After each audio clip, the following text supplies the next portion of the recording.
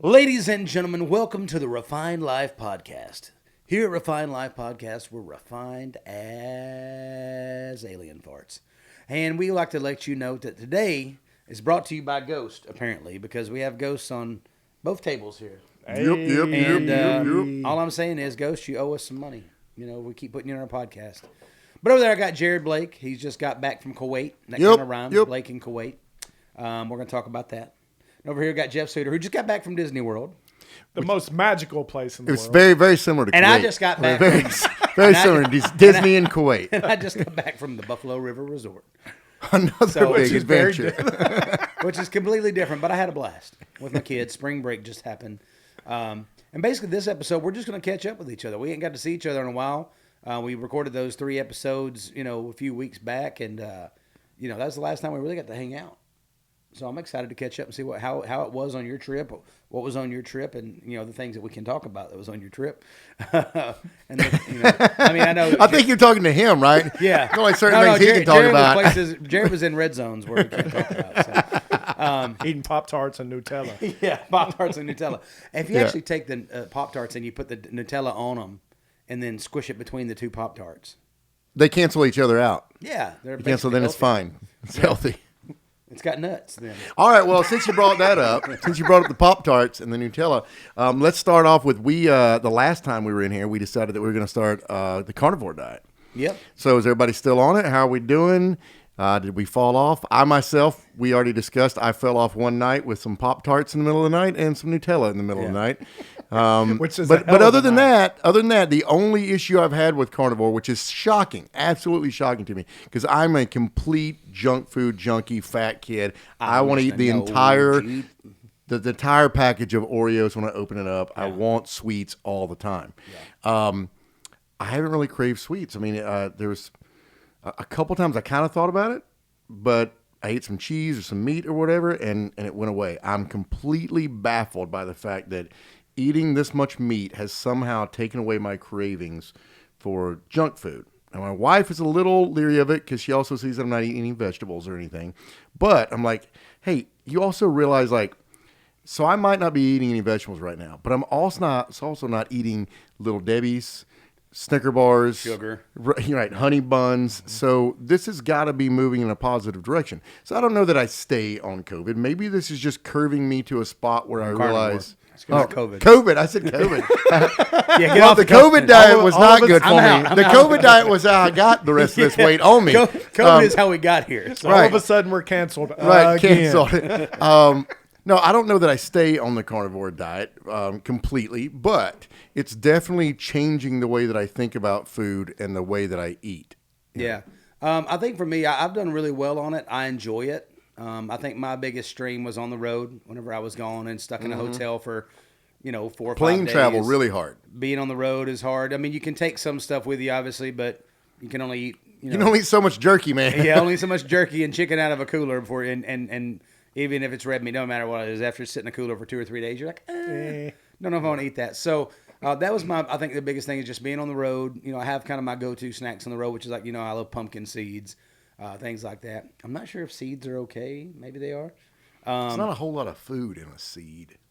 No, but it's delicious. I'm just saying, I don't know how you can break a diet on a seed. Yeah. So really, well, once that pumpkin starts growing in your stomach. But I think that was tough. And then, unfortunately, I got strep throat, which I never get sick. So it was really odd that I got strep throat. So basically, I think it came from not sleeping every night. But I got strep throat, and that made it a little tough because swallowing meat is go ahead. Pretty tough when your throat's stopped up. Go ahead. But I did stay on it. I went to the ground meat, and I, of course, put some butter in it and things like that. But I did end up having a popsicle or two, just trying to get my throat to not hurt. So I was sucking on that popsicle real nice. Anyway. Why are we such young boys? And then I also, for the first time in 10 years, or probably 12, 13 years, had a Pop-Tart. Really? However, what flavor? It was actually cupcake. Oh, mine was strawberry. Yeah. But I sat down with this Pop-Tart at the resort, And I was Like, like, you sat down to enjoy this. I was Like, I'm going to I'm gonna enjoy this eat this Pop-Tart. Pop-Tart. I sat down in a recliner. I felt like I should have turned on some Saturday morning cartoons, had a big glass of milk with it. I didn't have any of that. Did you warm it up at all or anything? No, or no, it was just straight out I'm a of the cold package. Pop-Tart guy. Yeah. But I start to eat it, and I get about 2 bites in, which for me is almost half a Pop-Tart. And then my little baby girl walks up and goes, "I want that." And I was like, "But you just had one. It's the last one. You just had one. I want that. I have it, Daddy." And I'm like, and I just hand her over my Pop-Tart. But I felt like, that's God saying, "Vinny, you're supposed to be on this carnivore diet, son. Don't be trying to eat the Pop-Tarts on the car." But we were on spring break. It was vacation. I was trying to enjoy it. So then I went in there and I ended up eating, another ribeye steak, half of a ribeye steak and a couple pieces of sausage. So, and it was delicious. I don't regret that. All right, then. And I had a couple bites of Pop-Tart. How have you felt about the diet? I enjoy it. I think the biggest thing I noticed... It's been the easiest diet that I've been on, honestly. You talked about it earlier, though. The quality of the meat matters. For sure. I notice whenever... It's not the quantity of the meat. It's the quality. No, I just noticed that whenever I'm eating good grass-fed, good beef, whether it be, good ground beef and I've had some bison too, which was really good. But whether it be the ground beef or the prime, was it prime rib, I think, or prime rib, whatever it is. Anyways, regardless of which one I'm having, if I'm having a higher quality cut of meat, I seem to be full and last longer. And I was surprised that, it was the fattier cuts of meat. Because I'm used to always like, okay, I need to get as lean as possible. Mm-hmm. And so the fattier cuts of meat definitely make you stop cravings, and they fill you up way longer. Because that extra fat in there for sure helps. There's something with that, too. And I told Jeff this last week, that you are trained to think leaner. Get leaner, leaner. And I'm a pretty big fan of rotisserie chicken. Yeah. And my wife brought me a rotisserie chicken, and I started eating it after eating red meat, and I was like, this is gross. Now, on the flip side, fried chicken. The skin was still good. No, fried chicken, Yeah. I'm on with. But the rotisserie chicken, now that I'm eating differently, it's like I'm eating. It's like you told me I could only eat broccoli for dinner. When I sat down to eat chicken without skin, without We can't have fried chicken. Yeah, it was on the list. Oh, you mean like pan fried, but not like deep fried. I don't know. I've been eating deep fried and I'm still losing weight. I don't think the you could have. grease. No, but I know. But It's the breading. The bread and butter, you couldn't have that. But it'd be the same difference of you adding butter to your steak and stuff. No, not breader. That's carbs. Breader? And breadcrumbs. Breader? I don't know. Now, if you were just frying Batter? like You talking skin, about the batter? yeah, no batter and breadcrumbs. I mean, the breaded stuff on chicken is breadcrumbs. People, that's carbs.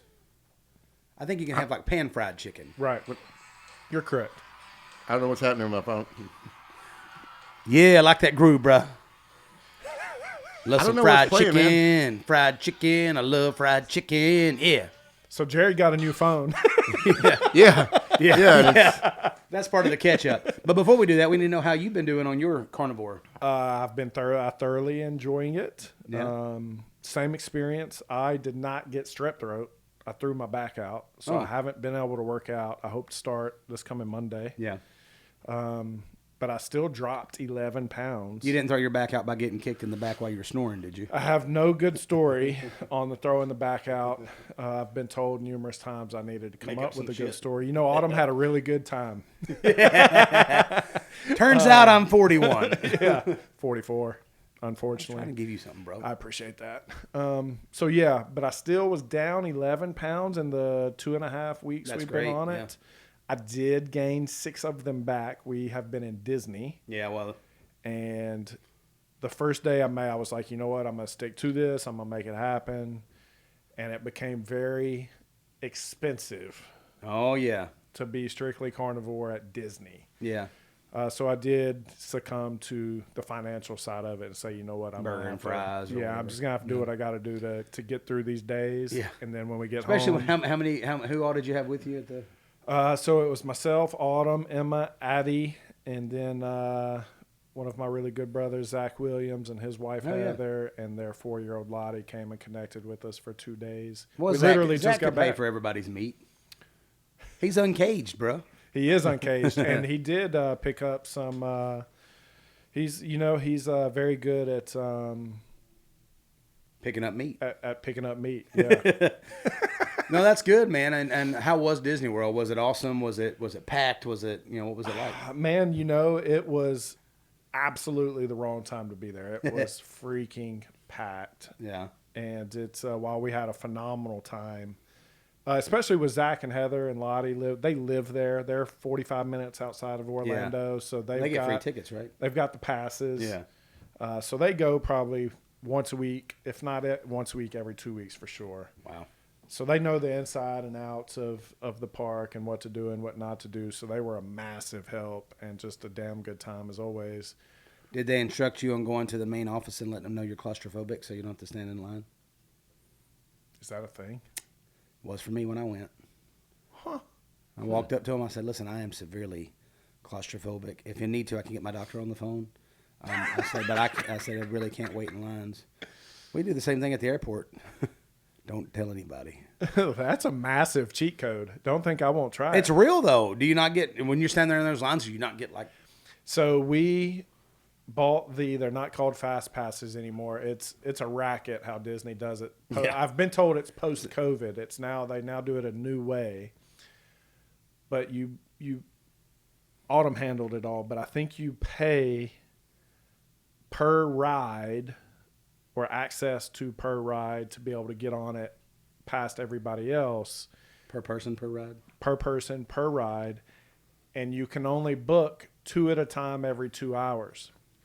So if there's 6 rides in a park, you've got to beat everybody else because they'll only sell so many per ride. So you got to pick your top 2 and hope you get your top 2. You can't book number 3 until you've rode number 1. Right.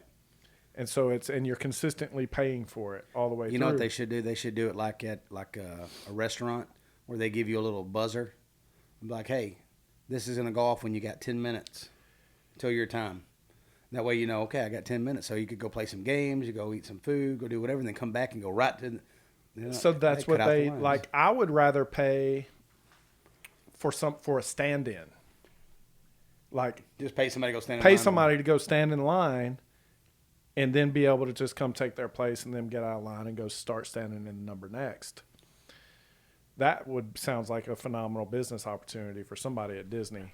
Somebody likes to stand in lines. If you don't mind standing in lines, you can go to Disney with Jeff Suter. It's so. Our last day yesterday, we no wonder you're so tired. We were trying to do 2 parks same day, Animal Kingdom and Hollywood Studios, and because the way you have to book the rides, we couldn't book any rides at Hollywood Studios because we were at Animal Kingdom and we had to finish all that. So we missed all the rides at Hollywood Studios. They were all sold out by the time we got there. So we did stand in one line at Hollywood Studios. It had when we got in the line, 150-minute wait time, and we stood in that line for 3 hours. Ain't no way. 3 hours, 1 ride. 1 minute and 13 seconds. Autumn and I got out. We had dinner reservations, which is a whole nother racket. And if you reserve for 4 and all 4 don't show up, they charge you per head. And you have to be on time. You can get there 20 minutes early, but you got to be on time. Autumn and I stood in this line for 3 hours and had to get out 10 minutes prior to getting on the ride so that we could be on time for our reservation. We did the smart thing, pulled up the menu, found out what the kids wanted to order. So then when we got there, we could go ahead and place the order for all 4. They wouldn't seat us because we weren't all 4 there, even though we had the order for all 4. So we got out of the line. So did you ride 3 the ride? hours. No. What ride was it? Did. What ride was it? The Slinky. Ain't no way. Bro, I think that you just ensured that I'm never going to go to Disney again. I'll just be Dollywood from here on out. Dollywood trumps. I'm telling you. But also, like, I just came back from a war zone, and mine sounds better than yours. So what I'm going to do is I'm going to talk to an expert. I'm going to say, what is the most unbusy time of year and the most unbusy day of the week? And that's when we're going to go. My phone's doing something weird. I put mine on Do Not Disturb, and it's ringing. Who is it? Answer it. Talk to him. No. Look, Do Not Disturb on. Well, it might be Still important. ring. Maybe that's God trying to get through to you. It probably is important because if the call comes through, even though I'm on Do Not Disturb, that probably means she forced it to come through. Is that a thing? Is it I Autumn? don't know. I don't know that that's a thing. Is it your wife? No. I know that that my phone is listening to me way harder than I want it to. It's just getting creepier and creepier and creepier, the stuff that it's showing me. Yeah, You're like, man, you're I gonna was get Dollywood just- discount codes next time you pull up. That'd be awesome. I don't think they'll do it that way. I don't get good stuff out of it, but I do. It's nuts. Like I forget what it was I was talking about the other day, and just in talking, like 5 minutes later, I open up my phone, boom, there it was. Oh, we were talking about something I didn't even care about. We were talking about this last season of The Bachelor, and this Daisy girl on there, and me and my wife were talking about how mature she was, and that was it. Only conversation we've ever had about this girl, as it. Never looked her up, never anything. Opened up Facebook, boom, there she is on her story, and he's like, "How the hell are you doing that?" Like, Yeah, no, mine It's- did the same thing with the Megan Fox girl. The girl said she looked like Megan Fox. Oh, Was yeah. blind. She don't look like Megan Fox, but anyways, it's every time I get onto TikTok now, it's her being like, "Please, someone that's told me this, get on here and tell them that you said I look like Megan Fox." I'm like, don't do it, bro. that's so weird. That's so so weird. she But doesn't it's look anything like her. Nah, I'm not. nah. But we don't need to discuss that. She's taking enough heat over Yeah. that comment. She's not a bad. She's not a bad looking woman. She just No, don't look but like you Megan don't like Fox. Megan Fox. Yeah. Like, But now he's actually met Megan Fox in person. I never have, so maybe she looks different in person. no, looks like Megan Fox. She's still Megan Fox. Yep. There you go. End of conversation. Yeah, Yeah. stops there. So yeah, I just got back from Kuwait, and it was phenomenal. Blew a bunch of stuff up, played some music. See, our bombs expire, and then they have to get rid of the bombs that are expired, like milk. Bombs have an expiration date. Yeah, apparently, I think from what they say, I think we put them on there in order to keep from trafficking those bombs in different places, as well as, if a base gets taken over, or if we have to leave a base and we leave that stuff there so that it makes it less likely that someone can use it. Kind of makes sense. They're just trying to protect all this stuff, So you blew them up instead? Yeah, so it gets toward the end of it, and then they take a bunch of those and put them in a big hole and throw some TNT in there and get rid of it. So the stranger thing, we've done that before, but this go around we had to herd camels away before we did it. And I was like, what? And they were like, well, the camels will just wander up to the bombs, and then we're 3,000 feet away, and we don't know. Like, pfft. And they said the Kuwaiti government will fine American $500,000 per camel that we accidentally kill. I said, so we have to herd the camels away, get rid of them. And How do you herd camels away? you jump in a razor and you chase them. Ain't you ever seen That's City it. Slickers? That's it. Now, the other thing, though, is they gave us Pop-Tarts. The reason the Pop-Tarts were in our room is because camels love Pop-Tarts, apparently, specifically strawberry. Everybody and loves if you can get in front of a camel with a Pop-Tart, they'll come to you. But the problem is when you're chasing a camel, it's really hard to get in front of the camel because he's really fast. How fast is really fast? 30 miles per hour? I mean, we were hauling ass, and we were not catching up with these camels. They'd slow down, and then be like, they're catching up with us, and then they'd run off again. So I haven't looked it up to see how fast they were. But What was you in? a razor. Oh, Are they that fast with somebody on them? I don't know. not if I'm on them. Yeah, I don't know. And then they said that the camel herders would often, their camel would just die of natural causes, and they'd drag it over by one of the holes that we had blown up and be Oh, like, you killed our snap. camel. We're like, dude, your camel's intact. Cheat Like, code. that's not. Its legs are still there. The hump, it's still all there. Yeah. And then one of the cool things was that we go tour the EOD. Those are basically the bomb guys for the military. They get sent in to like find all the bombs, and if you report a bomb, then they take it and dismantle it and all that kind of stuff.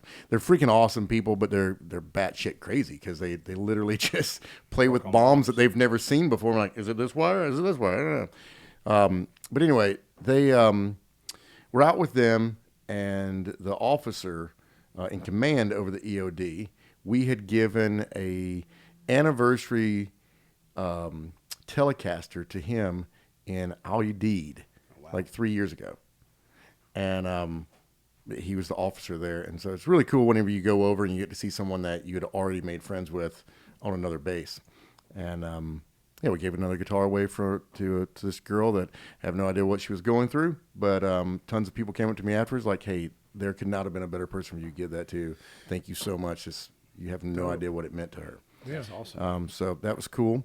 And now, did y'all perform? Where all did y'all perform? Like a full band show? Yeah, acoustic full band show, one show. So we typically show up and tour the base for 2 days, hand out cigars, challenge coins, patches, go to different parts of the base and just play a couple songs for them, tell them we love them, move on. That's awesome. And then on the last day we perform, meet all the generals and stuff. How many soldiers are at that individual base?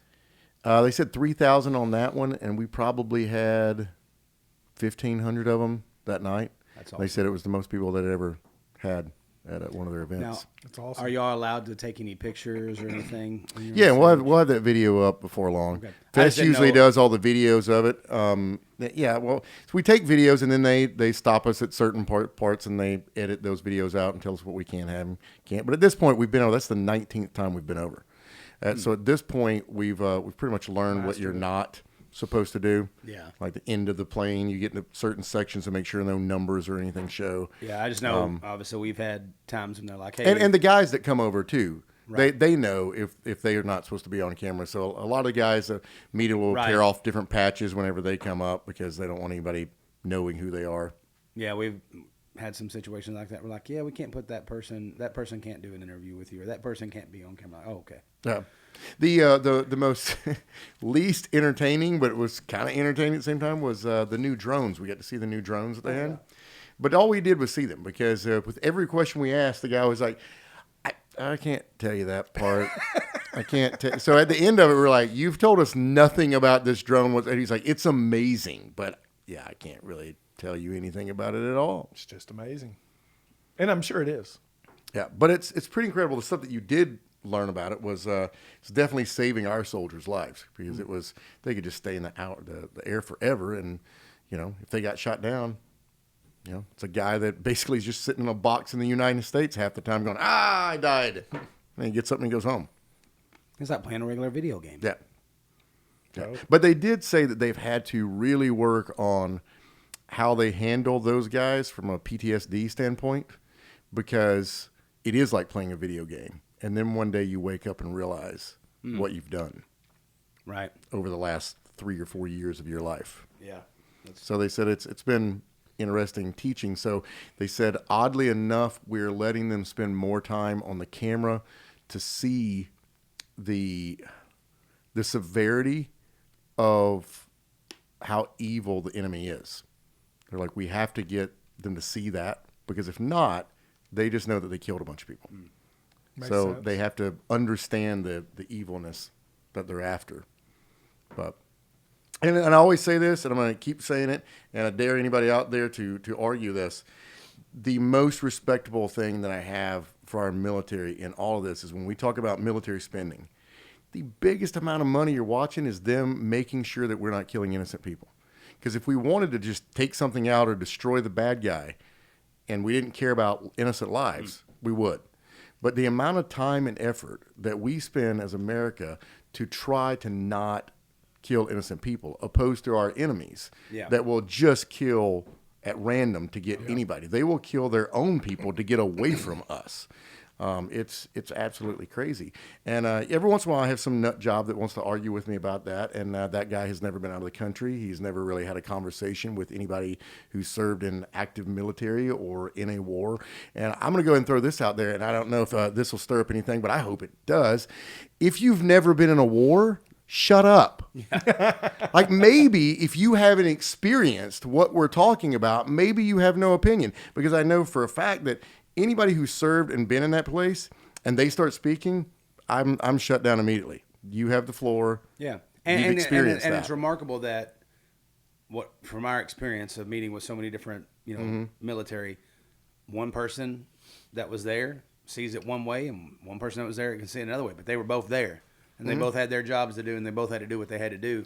And so some people were like, I don't care. I'll kill every one of those people, And other ones are like, no, I hated that I had to do any of that stuff. But, I signed up for this or that, or I had to make sure that my brother wasn't going to get shot, or whatever. So it's interesting to see the two different, and not that there's only two, there's many different ways that people can, come back the way they cope with it, I guess, So, But yeah, I definitely agree with you. Whenever you don't know nothing about it and you're talking to somebody that actually has been there and you haven't, might want to just be like, hey, their opinion is valid and yours is just an opinion. Just an opinion. That's it. Yours is like every other asshole we've talked to, including me, because I've never been over there. I don't know. I have a clue what it's like. I just respect everybody that has. I think it'd be cool though. I want to go. I think Jared's cool. been trying to get me out there. So if you're out there watching right now, just know Jared keeps trying to bring me over. I keep trying to come and bring y'all love and joy and hugs, and y'all keep shutting me down. Okay? So let's fix that. How's he fix that? I don't know. I mean, I've been trying to keep him. You've been pitching me for years. Well, we had it done. It was all figured out. I was going to go July pre-COVID. 4th of 2020. Yeah. Well, we booked it pre-COVID. Yeah. I was so pumped up. Then that got shut down. They're like, well, after it gets, but it hadn't happened yet. But it will. It will. Yeah. Just know that I'm willing. Yeah, but that was a base they've been trying to get us out there for probably 4 or 5 years, and so it was cool to get out there. It's always still my favorite gigs of the year. Well, I'm going to go one day. So now we've been to Disney World. We've been to Kuwait. Now it's time to go to the Buffalo River Resort. And I've got some mighty fine stuff to stir up with y'all. Uh-oh. And probably going to get me in trouble at home. So we went down to Buffalo River Resort because I was sitting there thinking, it's like, what are we going to do for spring break? We got to we couldn't go for too long. My wife had to be back for a couple of meetings and things yesterday. So I was like, we really only have like Sunday, Monday, Tuesday. We have to come back Wednesday, whatever. So I'm like, where can we go? And I was like, there's nobody staying at the apartment at the resort this week. So we'll go down there, go throw some rocks in the water, look for some snakes, ride the side-by-sides, all that good stuff. And we had planned on going in the boat.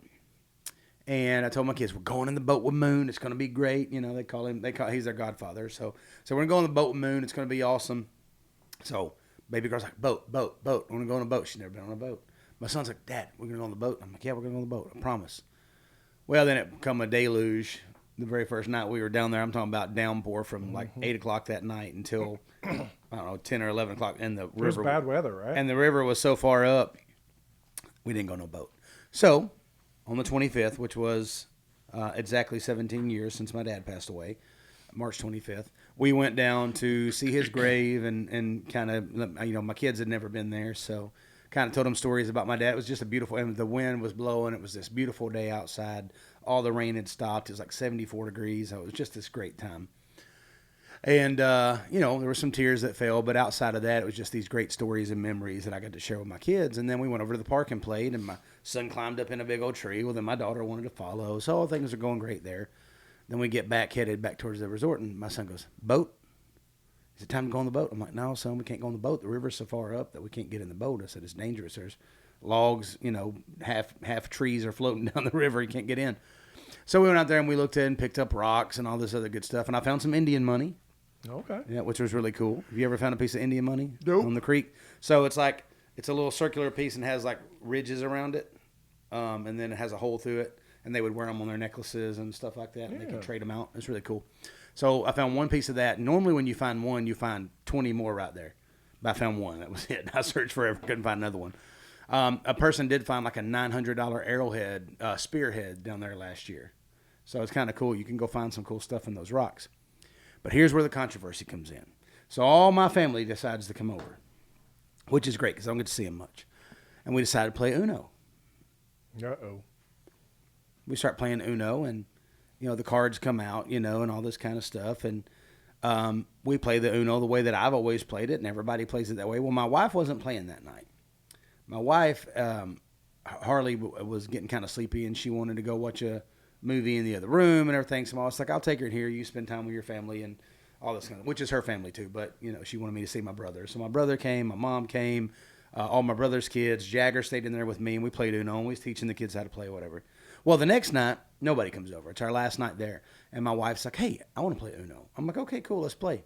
So we start playing Uno, and in her rules, the wild card can only be used as a color. You can't use it for anything, which a wild card is any card, right? Wait, say that again? Yeah, I'm trying to. The wild card. You're right. You can play the wild card against any card, correct? Yeah, you can lay it down at any time, right? At any time. Yeah. And so I Google it. Let's do it. Let's do it right now. When can you play the wild card in Uno? What's that say? At any time. At any time. Okay. Okay. So she lays down a draw 2. And I lay down my wild card, which should play as a draw 2. Because if you have a draw 2, you can play the draw 2. But a wild card can be any card, which is the point of having a wild card. She goes, you can't do that. You have to draw 2. I'm like, well, if I have a wild card or a draw 2 card, I can play against your draw 2 card. And she says, no, you can't. I was like, okay, why can't I? She goes, because it only determines the color. She goes, you can play it for any color. I'm like, so I look it up on the rules and I say, when can you play it? It says any color, number, or symbol. And I show her that rule. And she goes, that's not what it means. I'm like, okay, what does it mean? She goes, you lose your turn if you get a draw 2. I was like, yes. And you draw 2. I was like, unless you have a wild card. Or I don't know. Or a draw Yeah, I don't 2 know. card. I mean, I never played your way. I'm not saying that you're wrong about that because I understand your well, I point looked at the of rules it. and showed them to her, right? I mean, I Right, but whipped them does out. it? In my mind, the draw 2 goes down. So are you transferring the draw 2 to the next No, person? you cover it up. He's with saying your, he's voiding it. You void it altogether. with your wild Yeah. card because it's a wild card. That's the point of having I a didn't. wild card. I never knew that the wild card voided out what had already happened. I thought it Well, changed the color. so it doesn't. It would void it out. So if you got the So I wild guess I'm card, under the same impression of her. I didn't. Yeah. I've never, and like I said, I'm not saying that you're wrong on it. I've just never. I've always played it the way she. so she did a about it. poll on the internet, and it was about 50-50. Really? Well, she waited until she was 1 vote up and then printed that. But then, like an hour later, I was 2 votes up on her. Really? So that's neither here nor there. But the rules state that the wild card can be played as any color, any number, or any symbol. I don't disagree with what you're saying. Yeah. I am also with her because I Yeah. think the draw 2 happened regardless of what you have in your hand. Right, but that's because normally if you didn't have a card to play against it, so if you have a draw 2, you can lay the draw 2 down as well and not have to draw 2 and the next person draws 4. Correct. Right, so if I have a wild card, which can be any card, why can I not play that, and As a which you draw can, 2. as a draw 2? But then it would void out because I would be changing the color or whatever. It would void out the draw 2, and the next person would just have to play whatever color I picked. Because that would be the point of the wild. So there's a wild card. There's a wild card plus draw 4. So you have all those different things, right? Yeah. So the argument was that I couldn't play my wild card. But if I had a draw 2, I could play a draw 2. So I picked back up my wild card, even though I felt like I was right, and I played the draw 2 instead. She goes, well, you can't play that because you already played the wild card. I was like, you just said I can't play the wild card. I was like, so if I play the draw 2, that means Jagger would have to draw 4. Or no, it was vice versa. Jagger had played the card, I played this, and she wasn't gonna have to draw anything. But she said I can't play the wild card, so I'll pick it back up. And I was like, okay, well, I'll play the draw 2. So then she's got to draw 4. Because I wasn't going to make her, so then she was supposed to have to draw 4. And then she's like, no, you can't do that. I was like, you just said I could play the draw 2. She goes, yeah, but you already played your wild card. I'm like, You made me pick it up. she goes, yeah, but you still have to draw 2 even if you play your wild card. I'm like, no, if it skips my turn, then I would just draw 2 and not get a turn. I was like, but if I have a wild card, the whole point of having a wild card is that it can be any card. We At need least an it- Uno expert. I'm super. Yeah, I don't know. Yeah. I've never ran into this problem, but I see what he's saying. Yeah. Yeah. Well, I'm just saying, I mean, in any card game I've ever played, a wild card can be played as any card. So, like, if you were playing Texas Hold'em and you had wild cards for whatever reason. Yeah, the way we always played it was if you got the draw 2, then you just got skipped. You weren't allowed to play anything at all. Yeah. Right. That's the way she was saying, unless I had a draw 2. So, therefore, it didn't skip my turn if I had a card. That's the part that I don't go with. Right. Because So that- that it's was- that- either that one or was- the other. If you skip my turn, That's what I said. then I don't get to go at all. Yeah. I can't play a draw. That doesn't make any sense to me. Well, and that's what I said. I said, if I can play a draw 2, that means I don't just draw 2 and skip my turn. It means I have a card that I can play. And if Right, a wild if card is that wild, if that's the truth, That was the if rules you we can were play, playing. if you can Yeah. play a draw 2, Then you then should be able to that play also wild. says then I can definitely play my wild card. see, that's what I was saying. But she was saying no, that you can't do that, but you can only play a draw 2. I was like, you just told me I could play a draw 2, And this wild card can be any number, letter, or symbol. And the draw 2 is definitely a symbol. It's got a symbol of 2 little cards on it, and it says draw 2 on it. So I was intrigued by this because I've always played the rules that the wild card can be anything. And that's the rules that I've always played in anything that has a wild card. So if I'm playing 5-card stud and deuces are wild, then a deuce can become an ace. Or it can come a spade, or it can come anything. Yeah. So I could have a flush, I could have a straight flush, I could have a 4 of a kind, or 5 of a kind for that matter. It's the only thing that would beat a straight flush would be 5 of a kind, right? Or a royal flush. All right, this is where it gets you on both of you. Yeah. And if you look it up, if you can play a wild card on a draw 2, it says, yeah, of course you can because it's based off the color. However, if the draw 2 is played and you are supposed to draw 2, depending on your house rules, your turn is either skipped or you can play the wild card. But if you're playing where you can play the draw 2, should that not mean that the house rules are if you have a card that plays, you can play? I mean, once you engage house rules, then it's just house rules. It's whatever your dad taught you. I mean, like it's. Mine was my Aunt Wanda. My Aunt Lawanda taught me my rules. Well, you know what I mean? Like that. I mean, he could just change the rules at all. He'd be like, no, you can only play green draw 2s. Okay. I was in complete disagreement with you until you reminded me of the fact that if I were to lie down a draw 2, you could then also do a draw 2. And then make the person draw 4. Yes. So with that thought in mind, the wild card should be acceptable. I agree. Yeah. Yeah, I mean, if you're allowing yourself to put down a draw 2, then I think it has Now, to be wild. what But I once was again, saying- if it's based off of your house rules, then that's what I was saying. So if it was, the rules are that if we state that rule from the beginning, like, hey, no matter what, if you get a draw 2 or a draw 4, you draw that and you lose your turn, which I think are the original rules before they started adding in. I just appreciate that it Shuffle feels like cards. this entire episode has now become about the rules of Uno. Well, first off, I did think a whole great episode could be just about the different rules that people play different games by. I agree. You know, Yeah, I mean, I don't know that anybody else would want to listen to it, but I think it's an interesting conversation. Oh, for us. hey, we've been intrigued by it. And me and my wife argued about it, and then people on the internet, which everybody argues on the internet. Right. But there was pretty much a 50-50 thing, like I said, or when you look at, when she finally said, oh, I'm going to copy and paste this one, you know, as soon as she was in the lead. I was in the lead all day long with more people said yes, and then she got 2 or 3 of her friends to come in and say she was right. But I do agree, like if you state the rule from the beginning, hey, if you get a draw 2, you can't play another draw 2. If you get a draw 4, you can't play another draw 4. It's just you draw 2 and you lose your turn.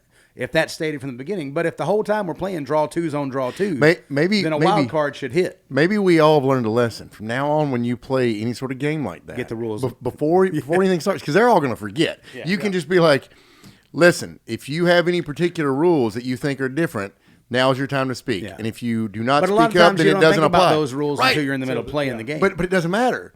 See, because then if you said that and she didn't say anything, and then she said, you can't do that, you're like, yeah, I can. If I couldn't do that, you should have said something in the beginning. I like it. I like it. Got him. Got him.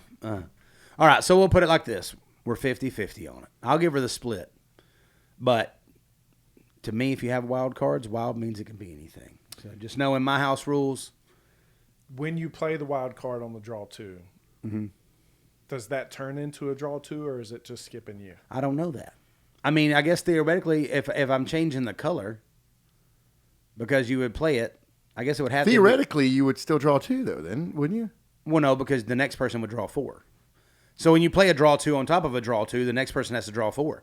I've played it to where I've had rounds where I put a draw 2, the next person put a draw 2, the next person got a draw 2, and it came all the way back around to me. Color, you're right. And I had to draw 8. Yeah. If you're changing the color, then that implies that you played a draw 2. Okay, so it's a Because you can only play the number, the card, or the color. But if you're changing the color, Yeah. then that would imply that you had played whatever number was laid down, and or a draw 2. right. But then the number goes away on a wild card. It just becomes a color because you're covering up the number that was there. Because normally you'd look at the number and say it's a 5. My new house rules are going to be that you can play the wild card, and it transfers over to now a 4. I like it. House rule Johnny. Anyway, so we had a nice little talk about that, and then we watched Kindergarten Cop and went to bed. So it was a great night. You know, I enjoyed it. It's not a Duma. It's not a Duma. Have you watched Free Willy with the kids? I haven't watched Free Willy with the kids. We talked about that as we were passing by SeaWorld down there. And I asked the youngest. I've never been to She's SeaWorld. not seen Free Willy. So we're going to have to watch Free Willy as a family. Well, I decided that because the kids always like for Father's Day or my birthday, like, what do you want to do today? I've decided that the next day that I get like that, it's just going to be movies. Yep. I'm going to pick out like 2 funny movies in the day and then an action movie and then like a really big drama sort of movie. But like there's so many movies that they haven't seen that are just phenomenal. Like I was, what movie was it? I think I was reciting the lines from Waiting. And one of the kids were like, what is all this from? And I was like, you've never seen Waiting? Are you talking about with Ryan? Ryan, yeah. I don't know that I've seen it. Dude, it's great. You need to see it. Waiting. Yeah, it was one of his first movies. He was young. Right after Van Wilder. Yep. Okay. Or was it right after or during? I mean, before. I think it was right after. Somewhere around that. But Okay. Well, maybe I just saw it after. Maybe it was before and I just saw it after. That's also true. I mean, like if you grew up in the South where we did, I didn't go to the movies. So, I mean, who knows when it came out. I went to Piggly Wiggly and rented it. Yeah. Well, also, it was kind There of was funny. a time period we were renting our VCR, too, because we didn't have a VCR. Well, it was so funny because like National Lampoons was like an accepted comedy because the National Lampoon's Vacation and all this other stuff. So because Van Wilder said National Lampoons on it, my parents were like, yeah, cool. Go see it. or rent it, whatever. But then whenever the other one comes out, Waiting, it doesn't have it, and they go look it up. And they're like, wait a minute. Boy, it looks like there's a lot of... Waiting was show pretty bat disgusting. wings in here. See, I got away without saying it. Anyway, I do love those movies. I think some movies that we watched recently that hold up is Sandlot. It holds up. It's a good movie. We watched Little Giants. It holds up. Still a good movie. Kindergarten Cop was good. I laughed a lot more than I remember laughing when I was a kid. I was like, dang, they got some funny stuff in here that I didn't realize was funny as a kid. Before Zach went off to the military, I sat down with him and was like, hey, we're going to watch Top Gun before you leave. And this is before Maverick was coming out or anything. And as soon as it started, I saw that quality, and he was like, bro, I don't think I'm going to watch this. And the quality is crap compared to what we watch now. Yeah. And that still shocks me, too, when you watch an older movie that as soon as you turn it on, you're like, ugh, I don't know if I can watch this. And it still gets you. Like, that's a good freaking movie. Yeah, and Top Gun still got me. Yeah, I felt like that because we went back and watched Ghostbusters. But my kids The are original? the originals. But my kids are still, well, Jagger, I didn't hardly watch it yet, but Jagger's still young enough that to him, he's like, oh my gosh, Slimer's real, Mm-hmm. And so I look at it and I'm like, golly, man, it's like the worst video game I've ever seen, but to him, it's like the best graphics ever, So, yeah. Now, on that note, too, Kuwait, on the base, they had a movie theater. And all the Hollywood basically would send them the new movies that were in the movie theater for them to go see on their base when they were in. That's cool. Yeah, and I thought it was super cool. And I said something to somebody about it, and they immediately were like, see, this is just government wasting money again. And I kind of get the idea, like, okay, well, we set up a movie theater in the middle of the desert. Then there's the fact is like these people are away from their family and everything they know They get a little for taste 6 of months America, to a year over and over and over in a freaking again. desert. And you're acting like, like just blows my mind of like all the sacrifice that people make. And yet, you gotta, beautiful. No, you gotta. It's purdy. I always said I was on vacation. Yeah. But it just blows my mind. Like there's no thought in like what these people Now, are does giving Kuwait away. have camel spiders? I didn't ask that, but most of the desert does. I mean, I've been to the desert. I've seen out them. here. I've never seen a camel I've seen spider them out over here. there before. I've seen scorpions. I don't know that company. Well, they owe us money now. Anyway, yeah, no, that's. I think that's cool that they give them. I mean, I think whatever we can do to make them more comfortable For sure. Exactly. in their off time, in their time when they're down, when they're not having to be up and going.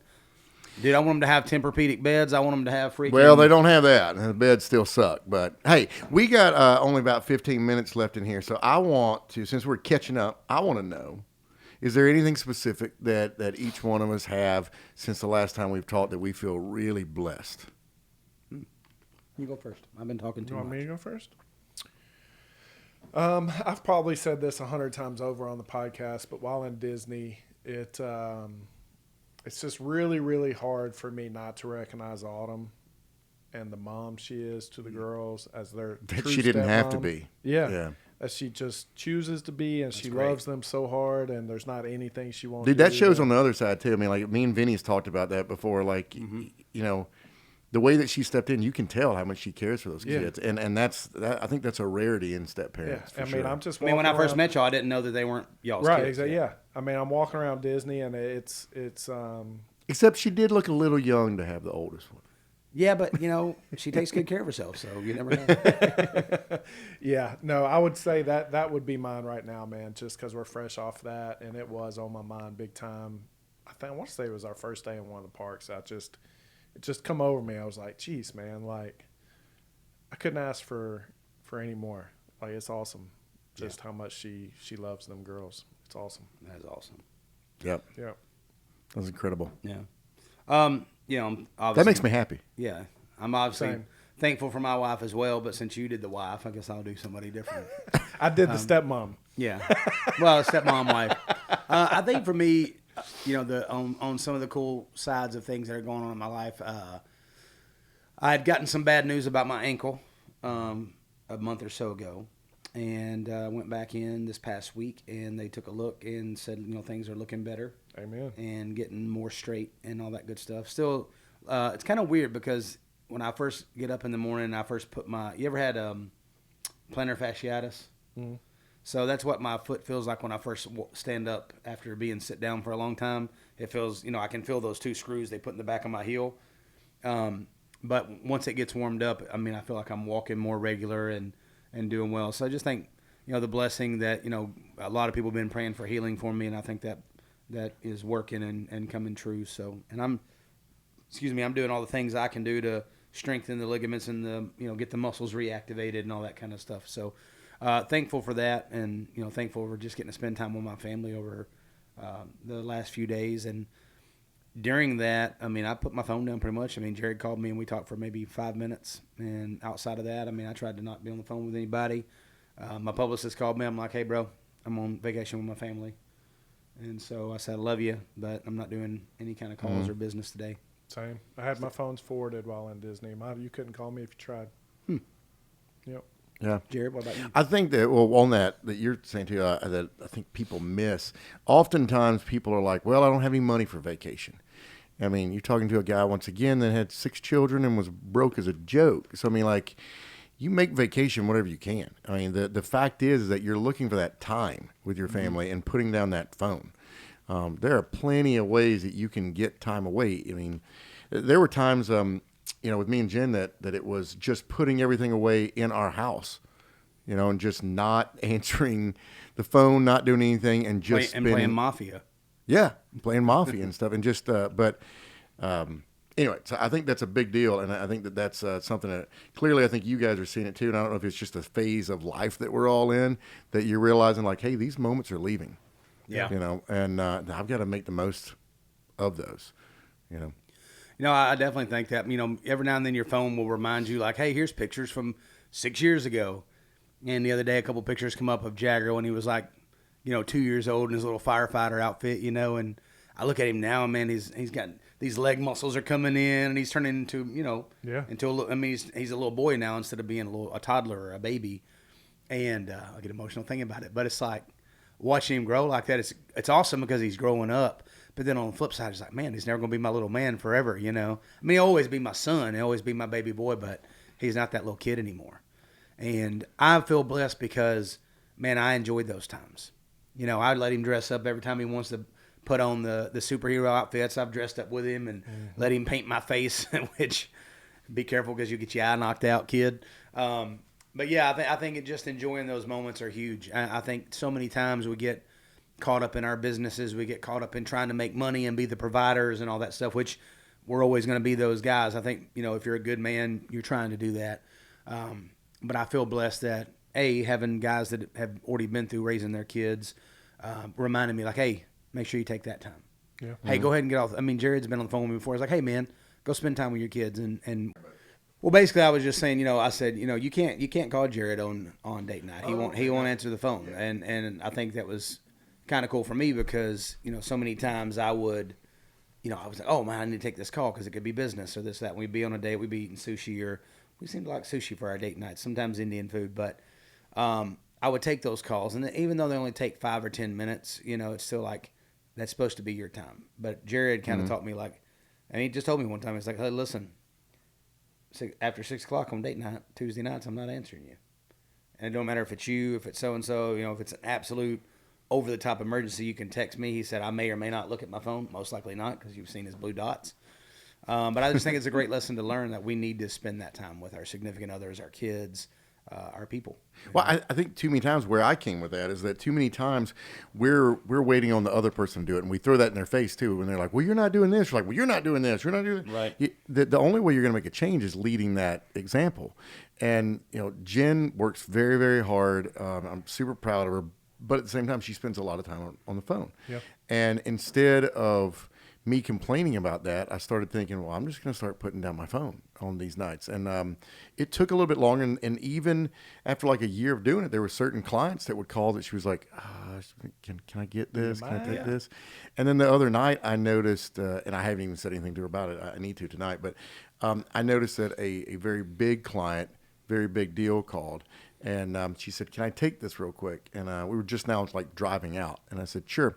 And she took it and she was like, "Hey, I just want to touch base with you to let you know that I'm not ignoring you, but I am going on date night. So whatever email you send me, I'm not going to respond tonight. If you guys send in an offer or whatever, I'll get to it in the morning, just letting you know." Yeah. And she was like, "Oh, that's great. Blah, blah, blah." And she hung up. And that's still, that me seeing that too was a priority, realizing like, hey, she's putting me first right now as well. Well, I think setting those boundaries too can let that person know that, hey, what we're doing is important, but you're not going to take presence over. Not going to come before my family. Yeah, and I think it's almost, in a way, it's kind of a power move to be like, you just have to wait. Absolutely. Absolutely. And I've been questioning, is that going to strengthen my business deals because of that? When people can see that like, oh, he's not hungry for me. Yeah. He's willing to put that down just to be with his wife. Going over those blessings, I think that mine's kind of a twofold, because it started with, we moved to Shelton Square for community. And I really thought, I remember, I'm a big vision guy. I feel like God's always speaking to me in visions, and I realize that I very rarely have them correct. Like there's pieces of them that do happen, but I just didn't have it in my head right.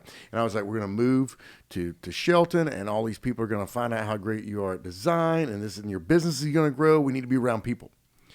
And it didn't happen that way at all. Now, her business is growing just amazingly living there, but it has nothing to do with that community. Yeah. What we did find in that community, though, was she decided she was going to post on Facebook that she was going to have a weekly Bible study, which I thought was odd because that's never anything she's ever mentioned before. And she's never felt like much of a leader in that area. And she's led this Bible study flawlessly. She's done such a good job with it. And she's created a group of people that for the first time in my life, outside of, just having a friend here and there, it's an entire group of people that I could call at any moment in time. Yeah. Oddly enough, we're not really hanging out that much with most of these people, but you've established something within this group that that if it's hit the fan, there's people out there that's got when you. You got the one thing that's the most important thing that draws you together, which is Jesus. Christ. Yeah. And so because of that Bible study, though, I think that I've grown in a place that I feel very blessed with that I didn't have before, which was, we've got a couple of properties that should be closing before long, and that means we get a decent chunk of our money back and some profits back.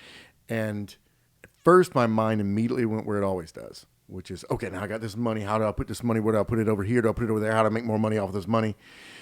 And then it hit me. I was kind of getting stressed out about it, and I was like, wait a minute. I've been praying that, like, God, I need the money to do this, this, and this. And this sounds amazing to me. I want to do these things. Yeah.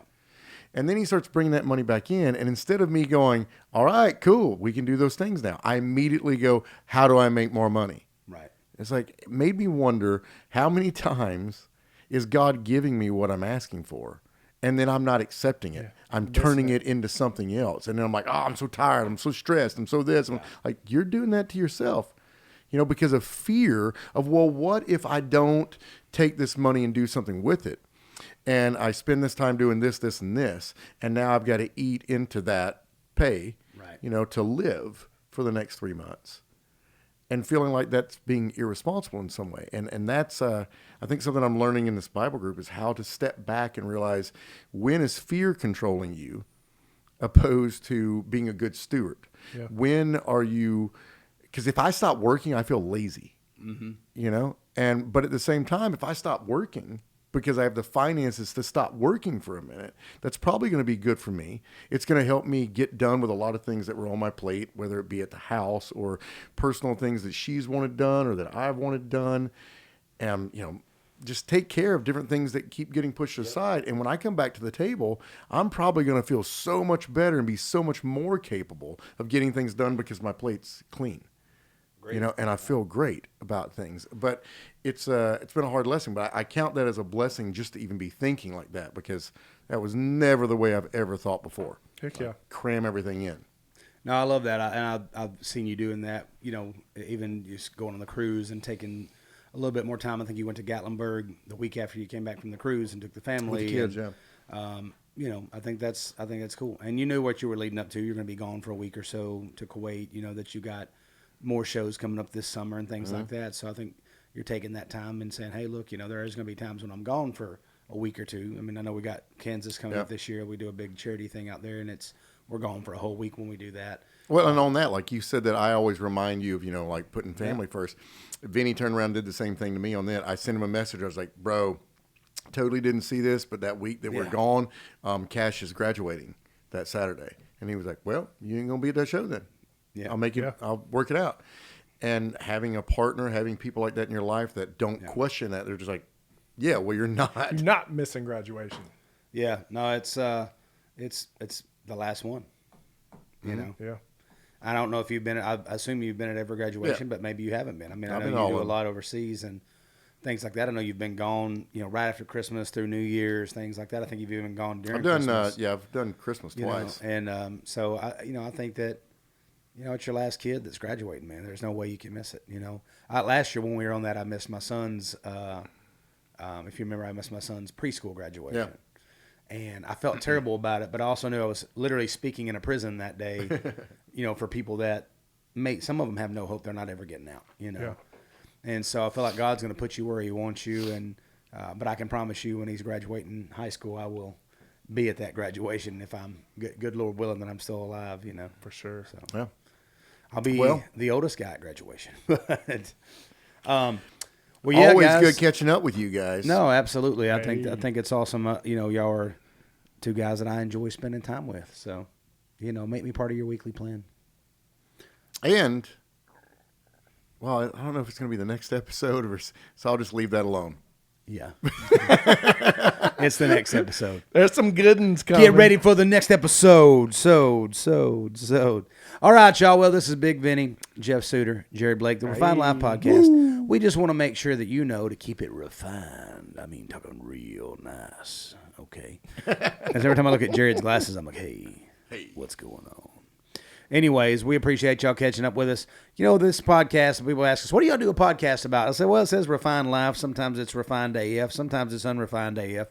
But more than anything, we're just three friends having a conversation, and when you're inviting you in to come listen to what we talk about, if you like it, stay for the conversation. If you don't like it, give us 5 stars and get out.